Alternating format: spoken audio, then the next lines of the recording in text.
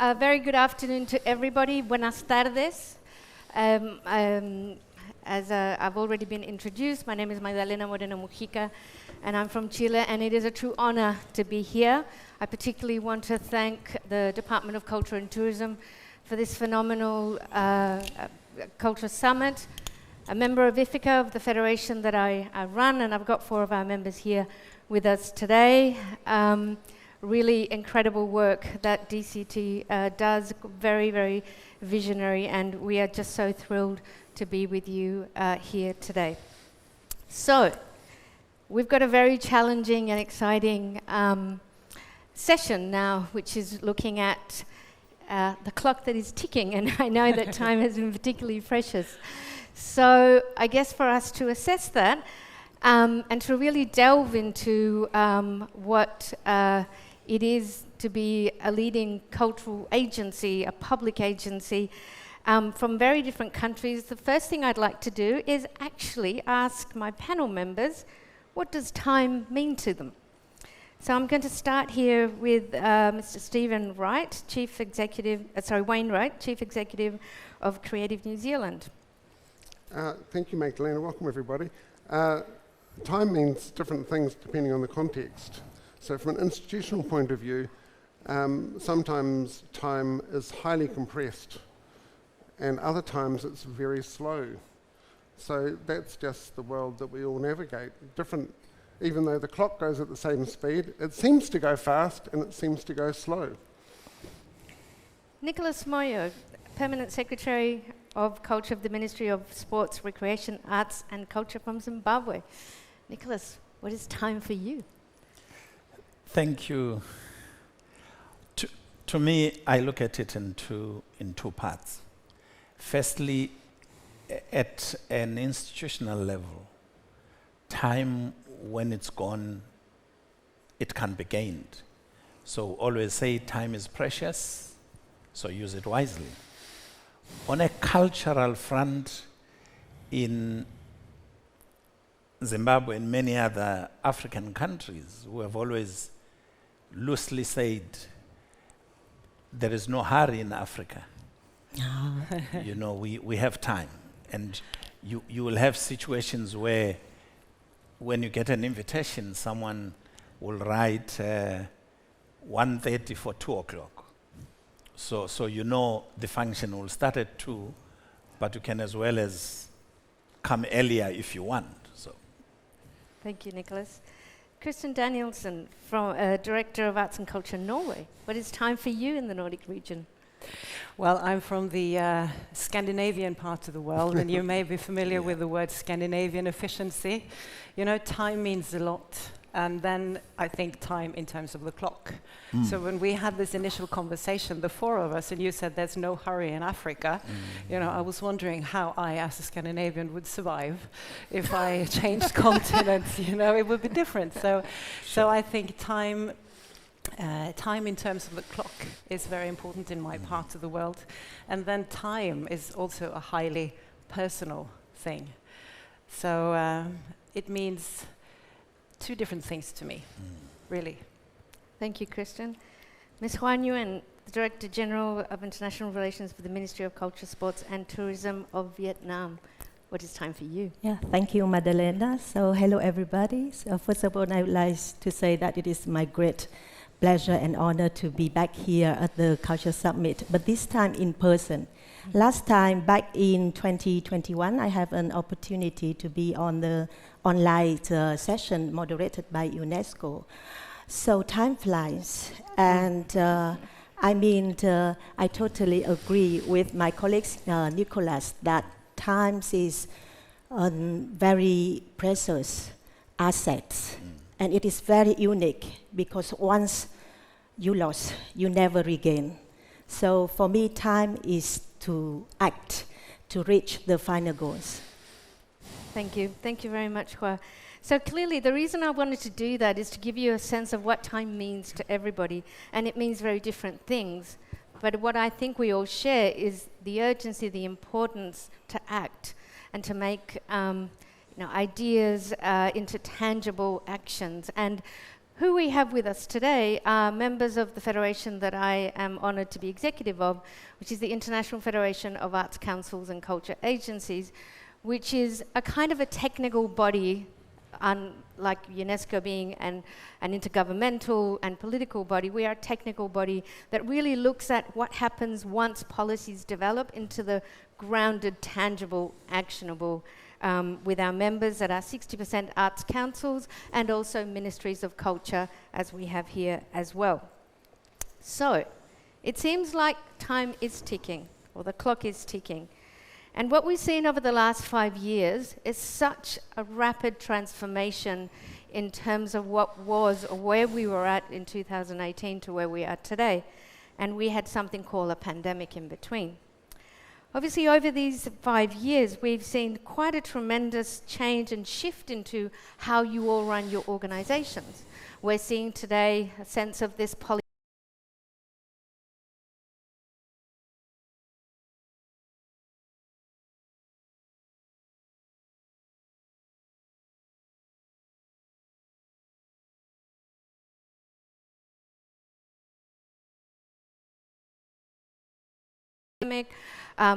ongoing health issues, mental health issues, so on and so forth. So there are lots of crises, and as we heard this morning from Her Excellency Nina Obulyan, crisis is part of what life is today, isn't it? It's the new normal. So I guess in this sense, we're really looking at then, in this time of exponential change, what does it feel like? What are the challenges you find in leading public agencies? So I'm very clear, these are government agencies that have a mandate, a range of mandates that is to serve, in general terms, the public. So we're going to go a little bit deeper into what that means, what is the context of public institutions, how we had to function differently during the pandemic. I think it's clear to say, and certainly with the 90 institutions that we work with across the world, it was evident that there was an opportunity to do things differently, that maybe we thought we couldn't in normal time or, pre-Polycrisis time. Also, what is our relationship, or rather as public institutions, how you rethink your remit, and we're going to hear more about that. Your relationship to society at large, the whole of government, how you work with your ministry, with Treasury, with access to the Minister of Economy, as Mr. Ernesto Tone was mentioning this morning, and then what is its public value, isn't it? So I guess as we navigate towards the future and juggling these issues at hand, that's what we really want to delve into. And I also want to share that IFACCA does a lot of research, and we created a little document that analyzes this. And we've got some copies, and if you'd like a copy, you can come and see us afterwards at the lunch area, and we can give you our analysis that goes into more details. So let's go into the details and stop hearing from me, but from our panelists, esteemed panelists. So Stephen, let's first talk about changes in models and changes in leadership. So over the year, you've steered Creative New Zealand through a whole range of changes, both that you've led, but also that you've been had to respond to in terms of your operating environment. Can you talk us through some of the priorities that you've outlined? Like, for example, you've mentioned you need to develop new mental maps in this polycrisis, reflect on the existing models, and what is that backdrop? Talk us through that. Sure, thanks, Magdalena. We've got the graveyard shift at the end of the day. And for me, on home time, it's 1:45 in the morning. So it's a late night, and I'm feeling a little philosophical. And really, the approach I'm going to take is really leadership around philosophical choices. So there's a little bit of audience participation required now. So if I could just have your attention for about 10 seconds. So if everyone could grab one of their hands, either hand is fine, and place that hand like this, and shut one eye. So you're covering one eye, and you're looking out through one eye. Now keep your head still, and swivel your eye. Now take the hand away, and swivel the eye. Eyes, plural. So the reason for that was I'm going to talk to you a little bit about one-eyed seeing and two-eyed seeing. And two-eyed seeing is relevant because it became important for how we had to rethink what we were doing.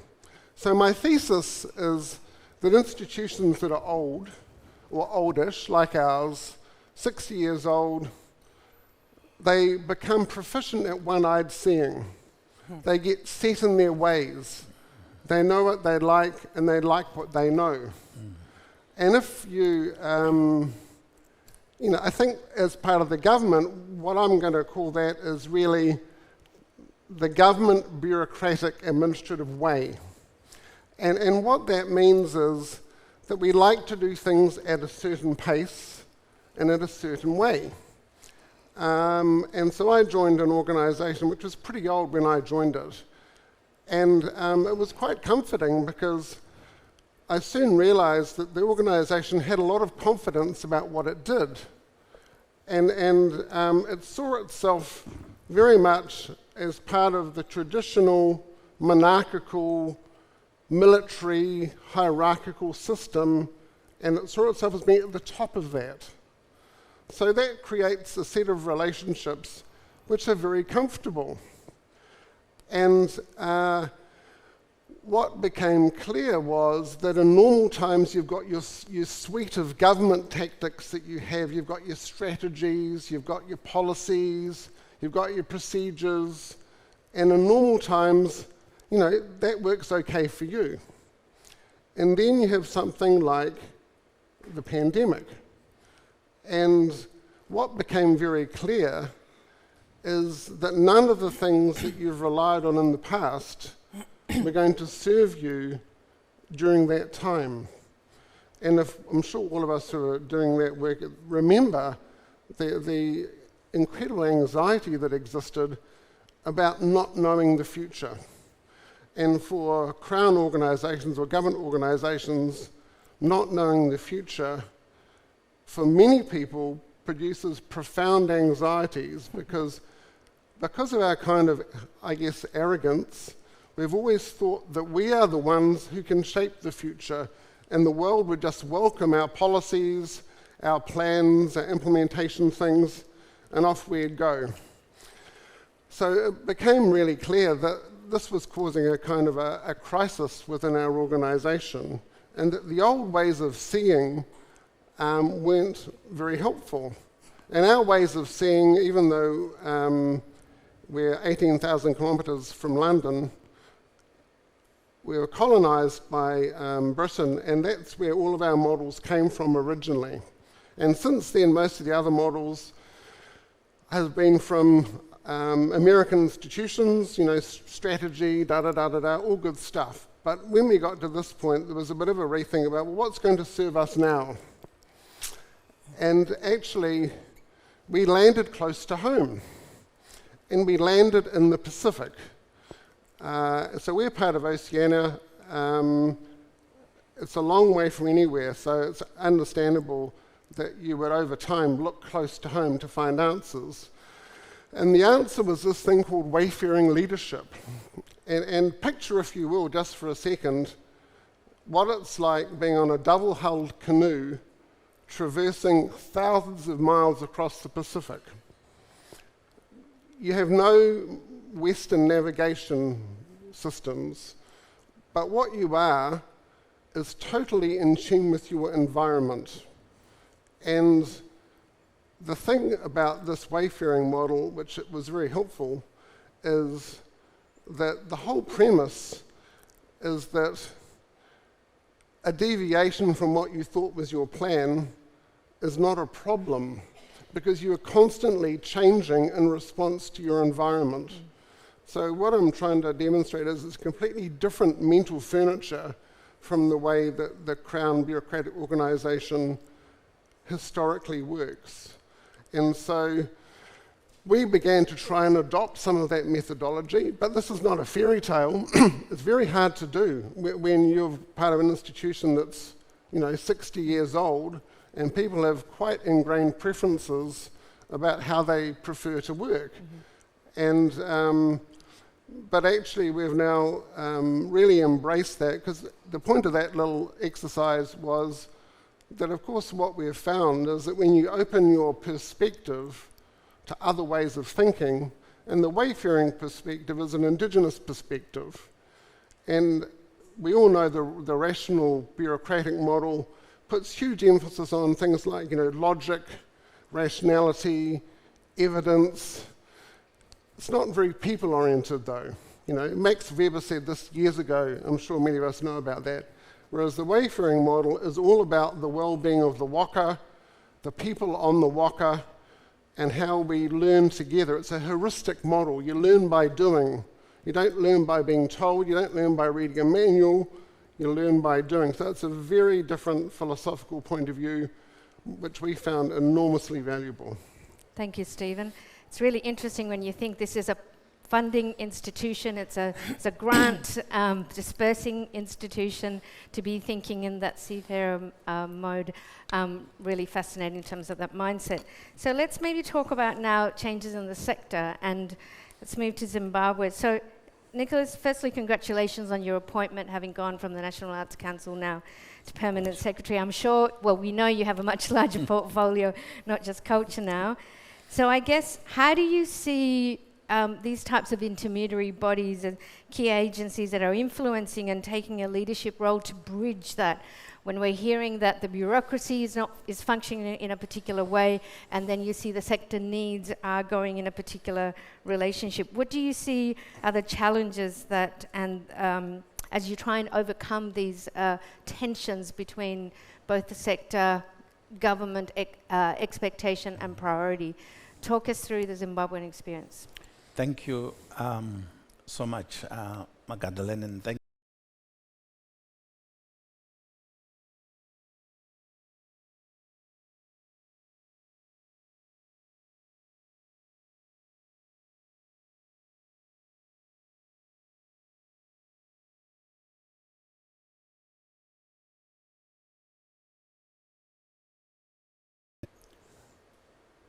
and the time of COVID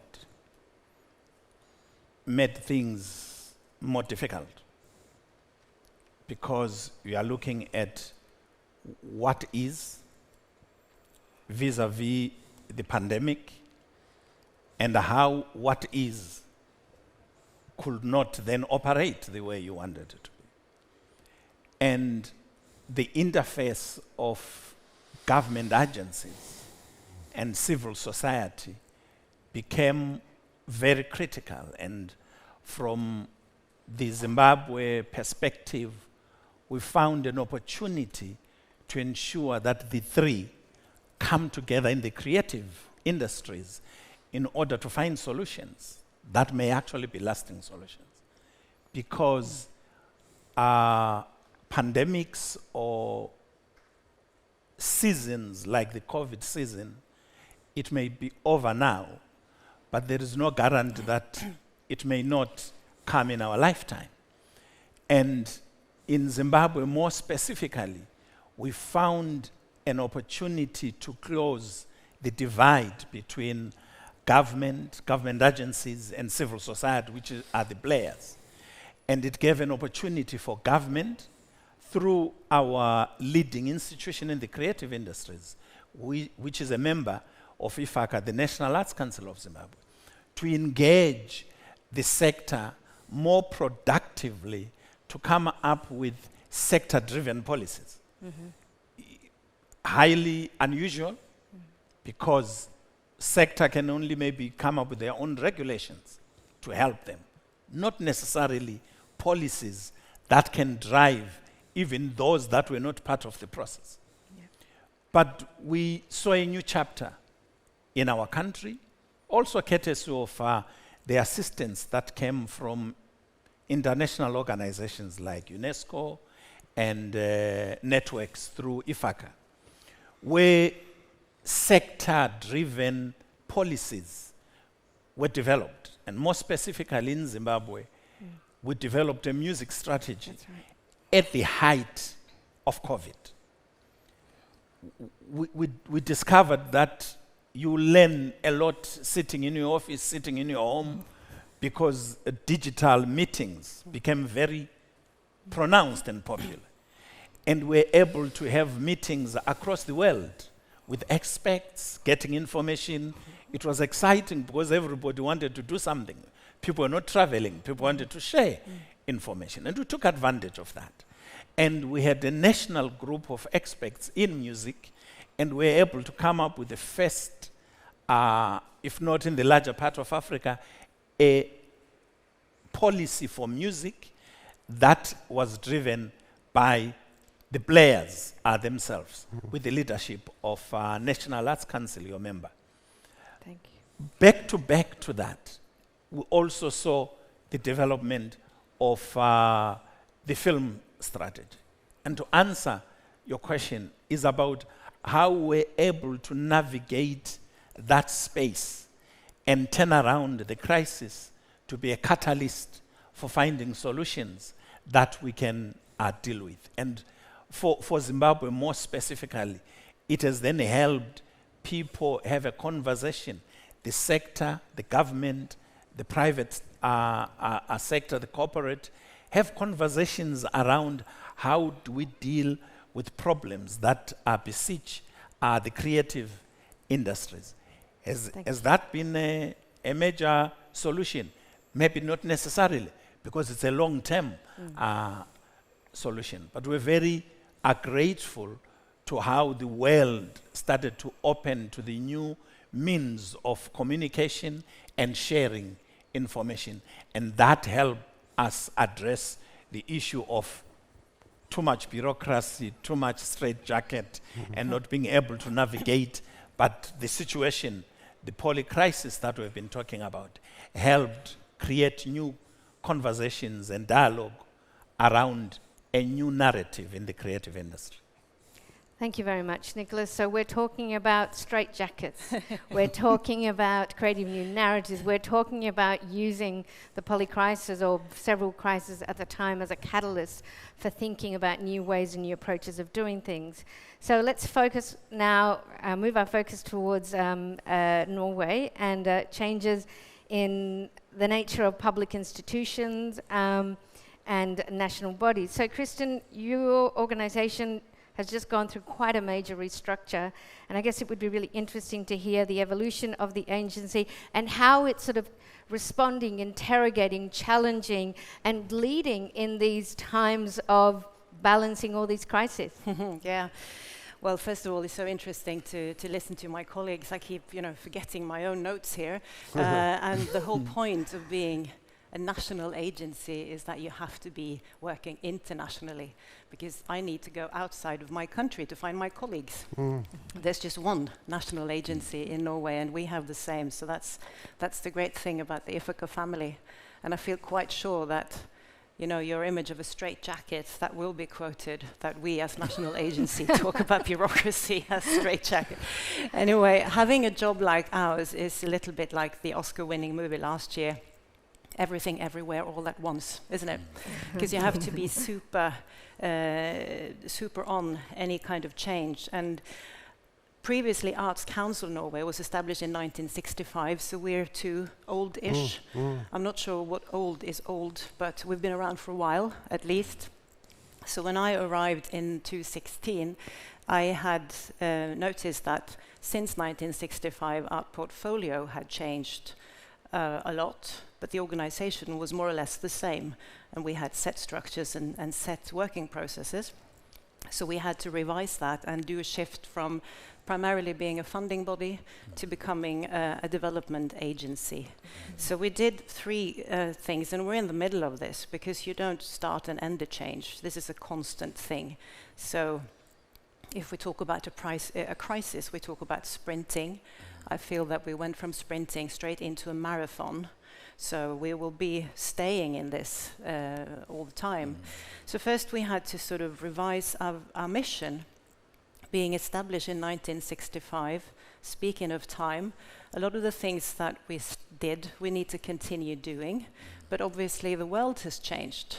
So we had to revise, instead of being about something, because national agencies very often are, we need to become to be for somebody. So that was the first thing that we had to do. So when we were established, We were a blueprint of Arts Council of England because most arts councils, as we know them in Western Europe, they are post-war initiatives. So the Norwegian government fled to the UK during the Second World War. They picked up the idea of establishing an arts council. They took the idea home. It's very similar to how many other agencies were established. And it was all about safeguarding Norwegian cultural heritage, languages, and supporting the sector. And I think the world is very different, so we need to go from safeguarding to developing and into partnerships. And then secondly, we had to revise what do we mean by nation and what do we mean by Norwegian, because nations are and they aren't at the same time. So since 1965 to 2016, or when we are now, obviously our demographics have changed. We've had a lot of interesting immigration coming to Norway, enriching our cultural heritage. And most recently, we've had a very much needed acknowledgement of our indigenous people, which have not been counted into sort of the Norwegian cultural heritage. And last June, the National Assembly had a report called the Truth and Reconciliation Report, acknowledging the damage that has been done by the Norwegian government with assimilation politics towards the Sami people and the national minority of the Kveni. So we need to also revise what does it mean to be a nation and what does it mean to be Norwegian, because as a national agency we need to make sure that we are for everybody. So that was the second very important step that we took. And then we need to revise what is the definition of culture. Norway as you know it, and for people who are not familiar with Norway, you might think of an old nation filled with Vikings, but the current Norway, the modern Norway, was actually established in 1905. So it's a quite young nation. And as many nations that are quite young, they sort of rebranded themselves and imported a lot of cultural expressions from Western Europe with the Western canon and building institutions. And we recently, during the years that I've been the director, we've seen a huge divide by who defines that they participate in the arts and who defines that they have rich cultural lives. Because most people do have rich cultural lives, but not so many see that they are participating in the arts. So we need to revise what is culture, what kind of culture are we sustaining and developing, and to look to the future. So I think the whole idea of restructuring our organization, our systems, the ways we work, revising who we are for, and rebranding. So we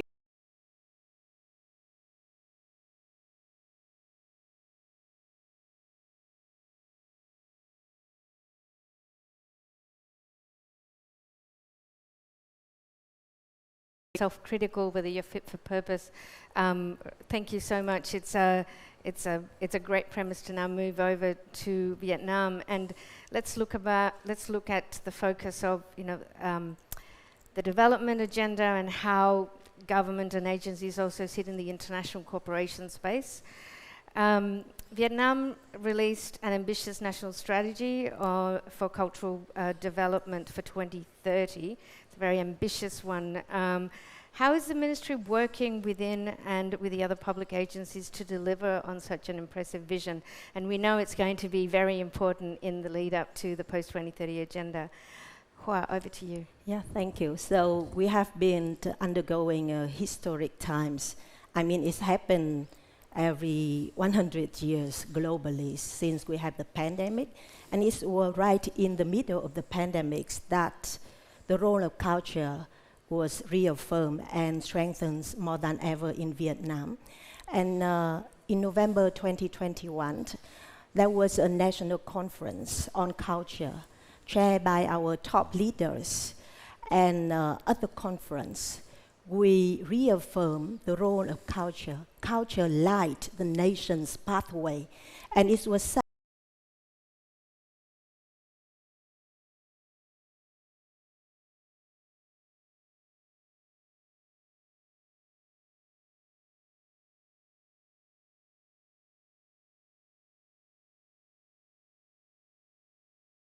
and we culture should be placed equally to politics, economics, and environment. So it is our core mottos in our culture development policy.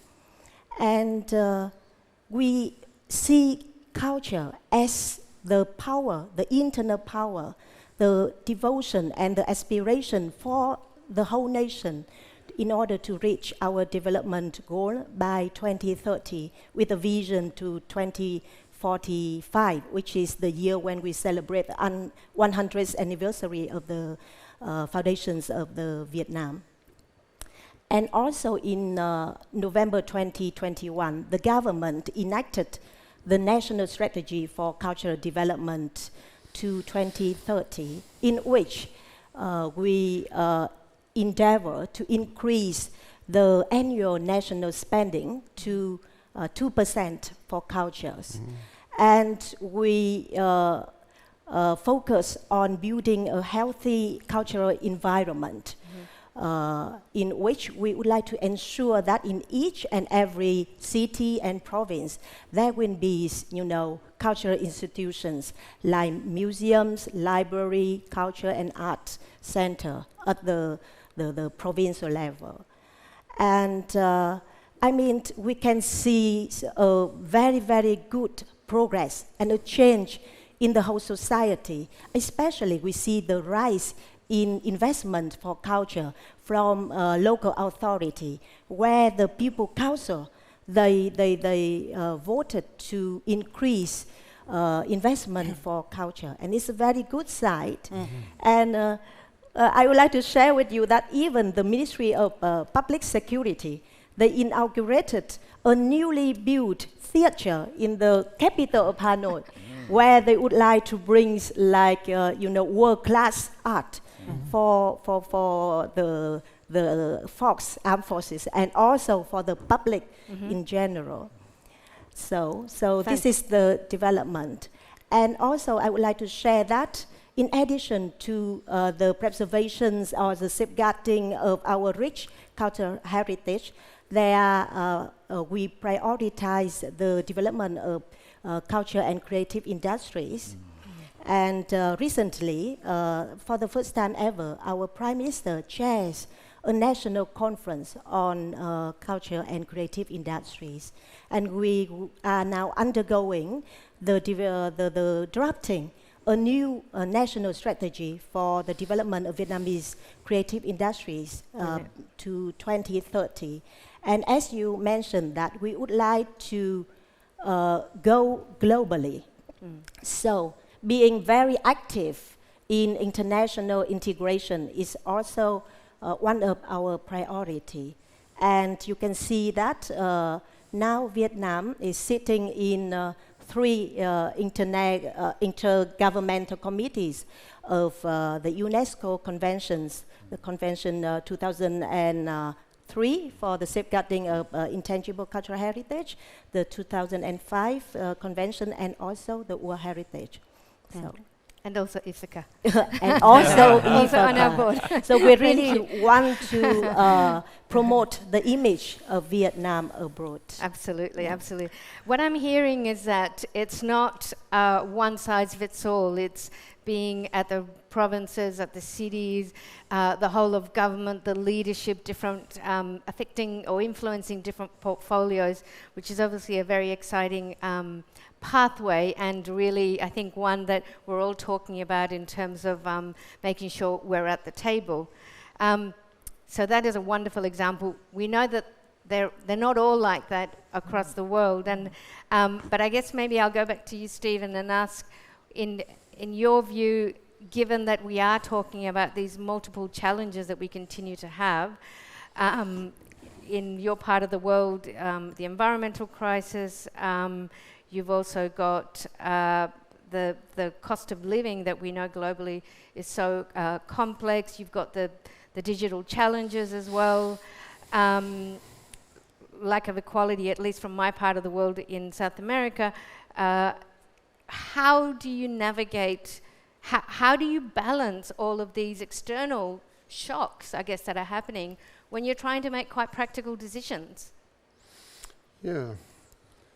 Well, it's a good question, and everyone does their best, but I guess one of the wayfaring leadership ideas, which is quite helpful, is like use the term navigation. Yeah. And indeed, the concept of navigation is implicit in that different mental frame I talked about.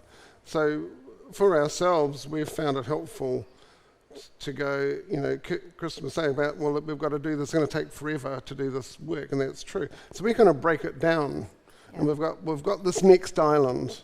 We want to get to this next island, and in getting to that next island, these are the things we want to achieve.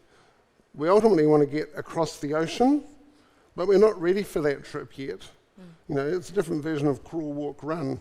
And in getting to this bit there are some things that we can achieve in amongst all the maelstrom of possibility, and the other things we'll let go. So that idea of hanging on and letting go, provided that you've, you know, worked around it properly, I think is very important psychologically, because otherwise it's, you know, can feel very overwhelming that there's a million things, how can you possibly make progress?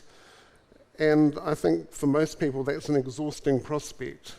So I think the job of the collective leadership, it's never just the chief executive, it's the management team, it's the board, it's the staff, is to work out what, you know, this is easy to say, of course hard to do, what are the priorities that we think we can do, you know, short, medium, long. Because the other thing about time is that our Indigenous colleagues on the board, their view of time is very different from the government view of time, which is typically very short, 1 year, and we've got a 3-year political cycle.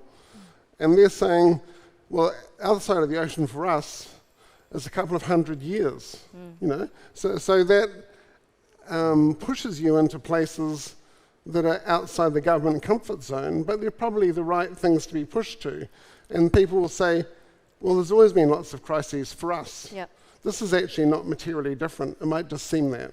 Let me pick up on that outside of the comfort zone. We heard yesterday in another session, in fact, that you were in, Kristen, this notion about the role of power in terms of leading cultural organizations. Can I maybe, you know, shuffle it up a little bit and go, okay, well, if you're going to have to go in that uncomfortable or less familiar space, or then how do you relinquish power, and how does that sort of manifest from your point of view and the work that you do at Arts and Culture Norway?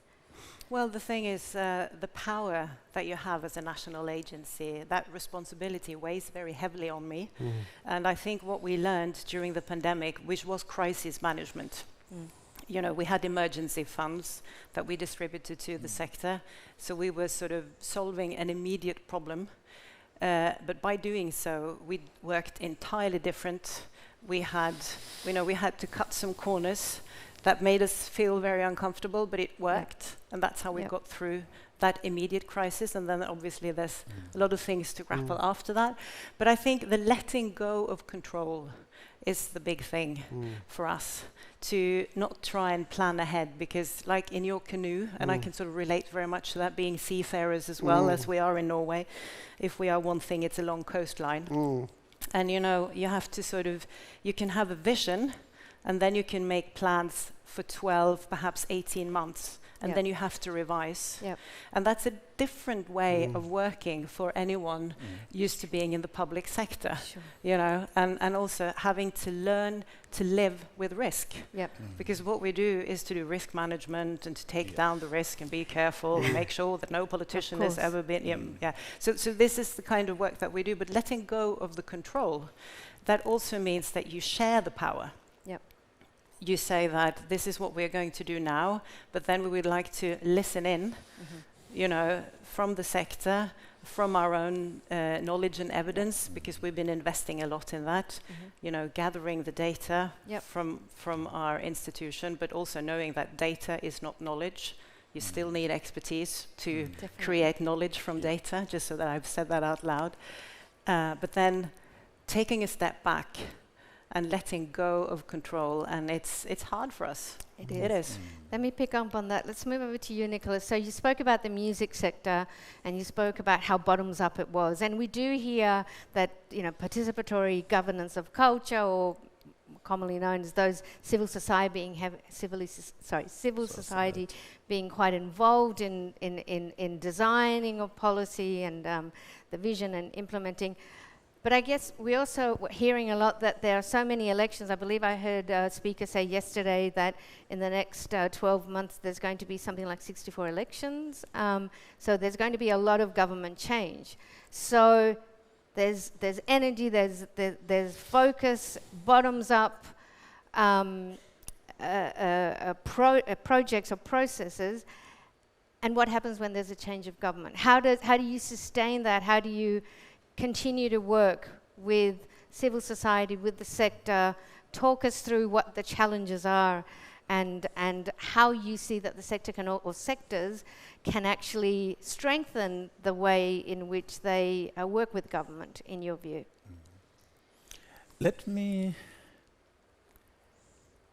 tackle it from the perspective not of government, but of the practitioners.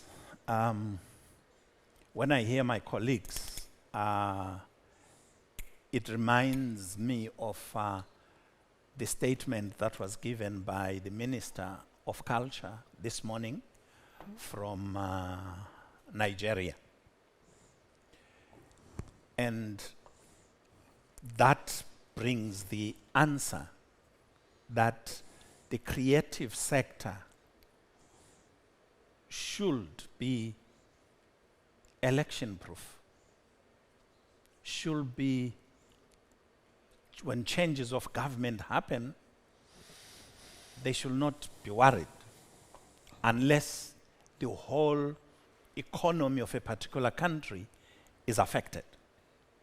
Why am I saying this? Is that the greater part of Africa is driving to make the creative sector industrialized. When Vietnam talks about taking the government expenditure to about 2%, the African Union made a commitment of giving a minimum of 1% of national resources towards the creative industries.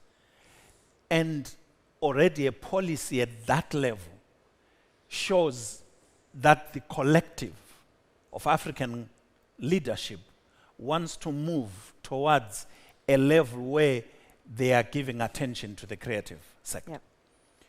And therefore, when you industrialize it, you make it to stand head and shoulder with other industries. We are looking at not just industrializing the sector, but making it professional. And creating chambers, creating federations, creating institutions that represent the various subsectors. Yep. So that when the elections come, those subsectors will still be there, like someone who is selling water, who is selling bread and things like that. Thank you. So in a way, if I can interpret what you're saying also is about depoliticizing culture in that space. Yeah. Thank you. We are going to wrap up very soon, but I just wanted to move back to you, Hua. The diversity of approaches that you're taking in your strategy means that you're also going to have to deliver on clear, tangible results. What is the impact that the strategy has had for your 2030 and then beyond? So what sort of knowledge systems do you have? What sort of data collecting systems? And the ones that you see around, are they appropriate? Are they fit for purpose? Do they work for the Vietnamese context?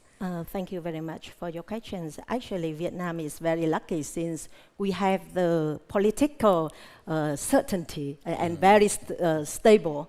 So in that, and also we see the delegations, process that we delegate more power to, provincial levels, and to the actors in the fields as well. So, in order to deliver the national strategy, I think the most important thing that we have is that we achieve the common awareness of the importance to deliver our strategy to reach our goals. And all the line ministries joining hand together with the local authority, they see their responsibility. And we call out to the stakeholder and partnership with the private sector as well as the creative community. So we find a common voice for a common action. So I think that's the most important That is key, isn't it? You need those partnerships across. Thank you. So we are going to wrap up. We've only got 2 minutes left, but I want to do a shout out that May 2025, IFACCA and the Arts Council of Korea with the government of the Republic of Korea will be hosting the 10th World Summit on Arts and Culture. This is a very key milestone along the road to Mondiacult 2025 in Barcelona. So not only do I invite everybody and of course our colleagues at DCT who we will work with closely and UNESCO, but also we have these milestones as we head towards Mondiacult, as we continue to discuss the role of culture in the Sustainable Development Agenda post-2030.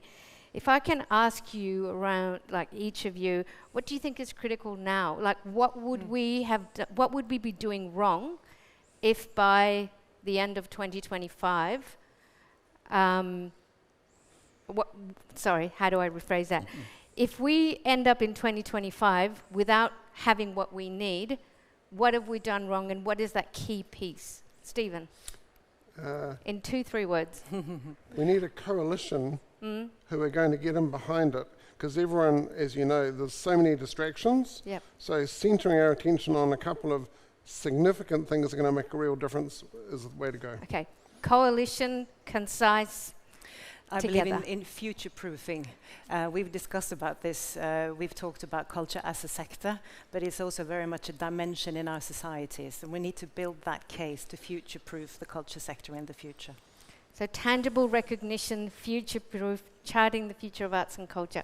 Nicholas. The universality thinking and acceptance of the diversity of the world cultures. Yep. We are not the same, and that is a wonderful thing. I think we have to nurture the creativity and innovation, and it's key to the success. Thank you. So, thank you very much for this, not even deep dive, just a touching the feet in the water. We are going to all have a coffee out at the lunch area, which you're welcome to join us, and we can have some copies of our concept note. I also want to say that we've got 11 of our national members here: Croatia, Cuba, New Zealand, Norway, the Philippines, Paraguay, Slovak Republic, South Africa, Spain, United States, Vietnam, and Zimbabwe. And of course, thanks again to wonderful DCT Abu Dhabi, and to all of you for your attention. Thank you. Thank you so much. Thank you.